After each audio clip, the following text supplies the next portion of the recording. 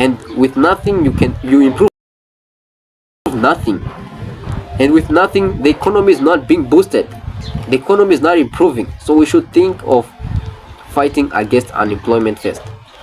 So for example, I was saying a nurse in Africa may struggle to find a stable job locally. Like she's thinking to apply for a job locally in her own country, and then why hospitals abroad are recruiting internationally. They are asking for people who are willing to come to work over there, and the money is very good. Then she will think like, I have to go. Even though I love my country, I still love my family, I still love myself. So she will eventually leave. They will eventually leave. The same for IT graduates.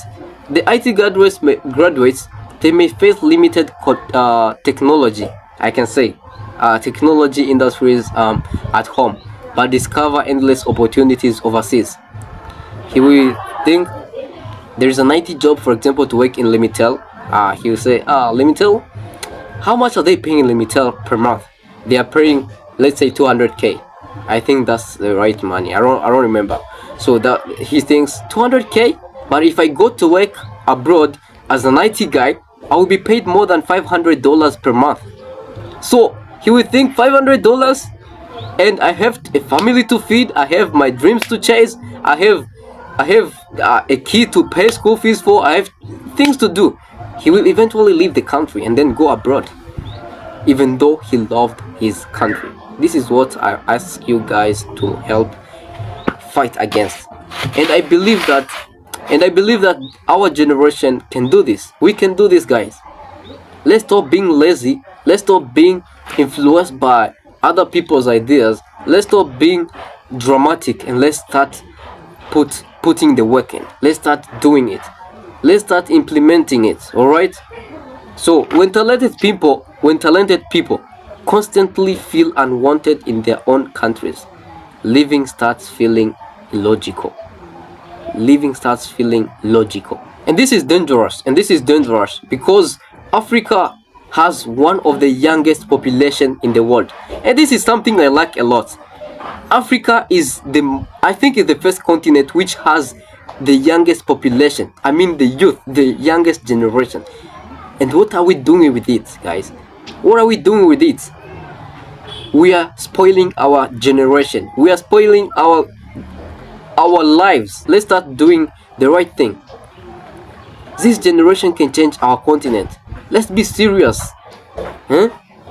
If we say we are going to do this, we are going to do that, we are going to build something, let's do it. Let's put it in action, not only in words. Because at the end of the day, what matters is it's what has been done. What has been done is what matters, not your words. All right. If educated, all right, if educated youth lose hope, the continent risks losing an entire generation of innovators and leaders.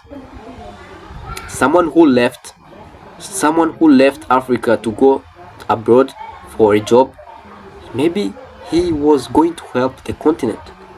Maybe he was going to improve something in your country. Maybe he was going to do this and that. The doctor, maybe he was going to bring up with another cure, with another medical assistant. Maybe he was going to bring another service that was not yet discovered. Think of it. What are we doing, guys?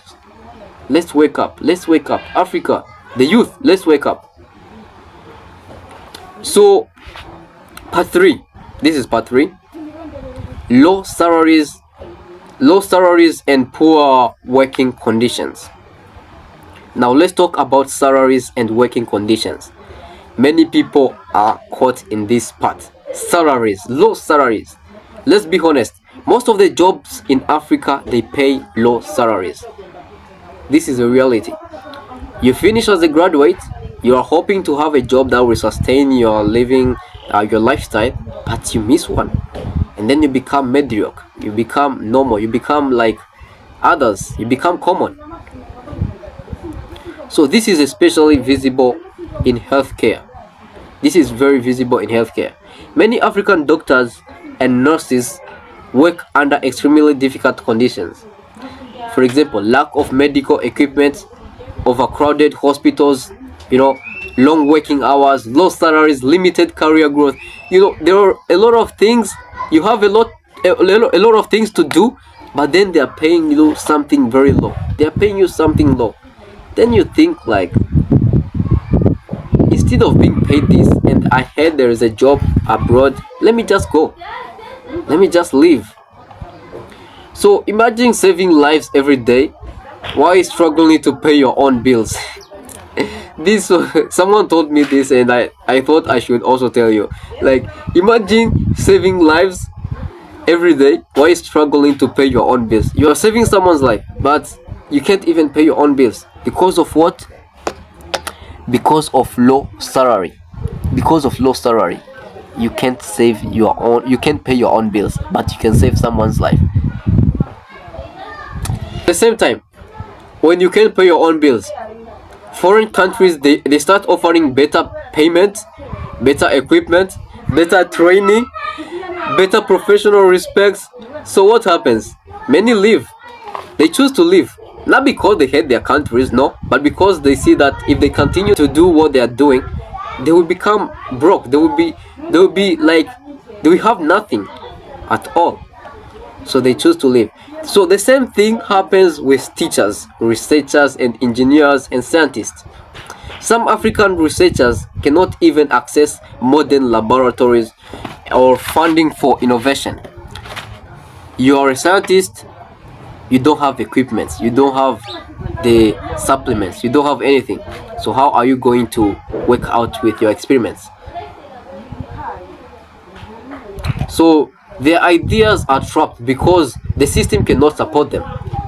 You have a big idea in your mind, you are thinking of creating a new medicine, but you don't have the equipment, you don't have the accessories to do that. This creates another problem. Africa trains brilliant minds. I believe this.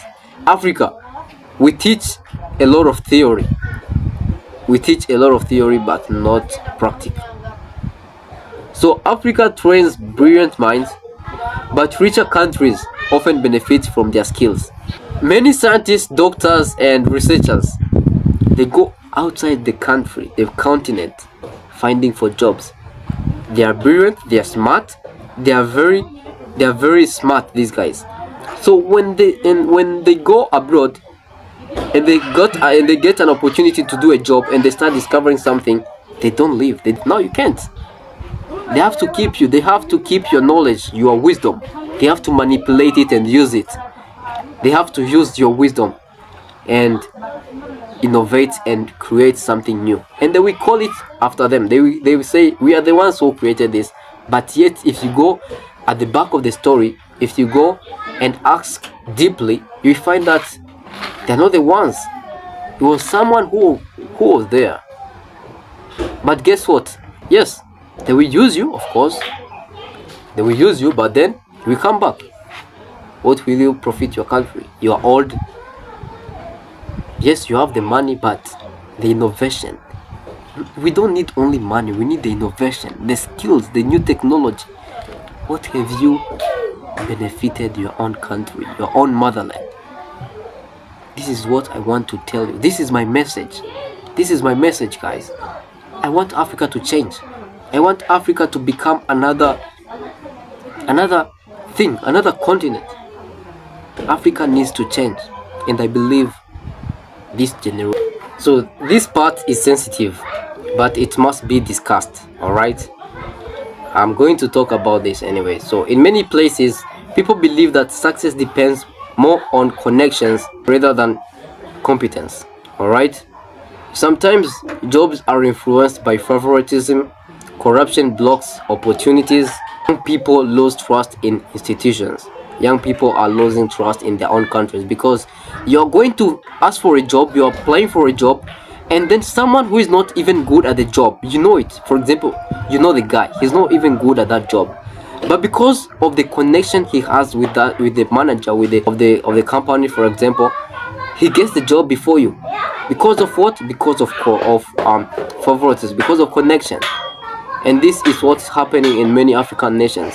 In Africa, If you don't have a connection, my guy, if you don't have a connection, you are likely going to struggle to find a job. Not only a job, any service, because you will need to pay something. That's corruption first. You need a connection. It's between those two. It's either you pay for the service, corruption, or either you have you have a connection with someone who is going to help you so you can fulfill your thing. So it's between the two. So imagine working hard for years only to see opportunities given unfairly. This is very sad, guys. You are studying for years, you finish wherever, and then you come in the world, you are finding for a job, you are finding for that, especially men, and then you see that everything is unfair. And then this is why many people are leaving Africa to search for jobs, search for money. So over time, many educated youth begin to feel like no matter how hard I work, the system is not built for people like me.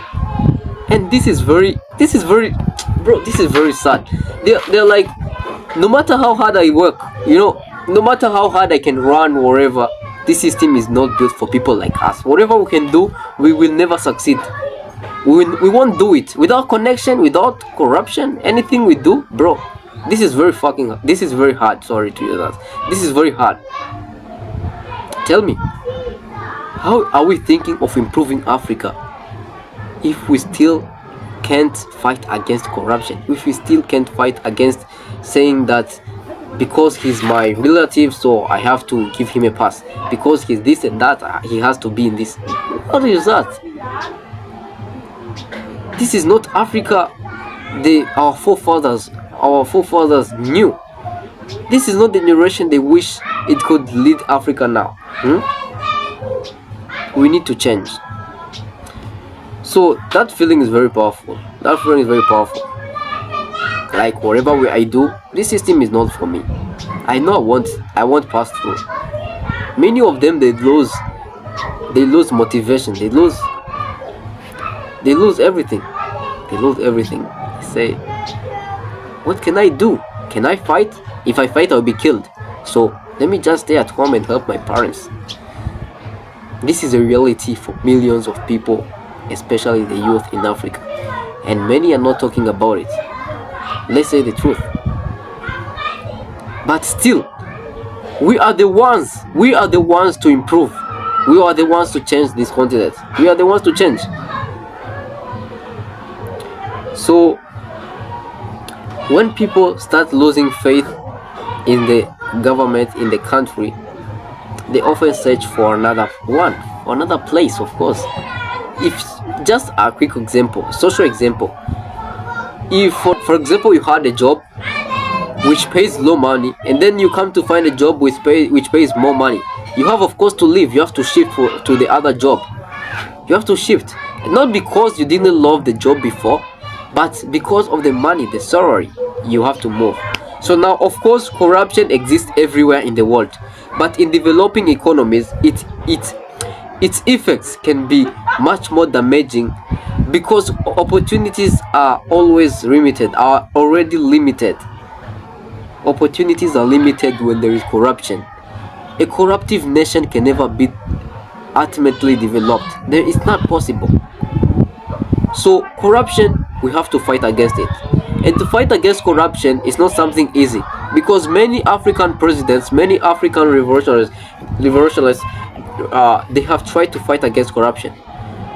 I may say some of them did like 50%. They tried, but corruption is not going anywhere. It's still here. It's still with us. It's up to us to decide if we are going to fight against it and then build Africa, or we are either going to sit here and then be weak, be poor, be this bad, be this filthy, whatever. It's up to us. So we have to change. So part 5, the power of social media and globalization. This is another topic, the power of social media and globalization. So let's talk about something modern generations experience every single day, every day. Social media. That's it. Social media. Just how are you watching me right now? Maybe through a phone, maybe through a computer, maybe through a tablet, I don't know. But whatever thing you're using, it's on social media.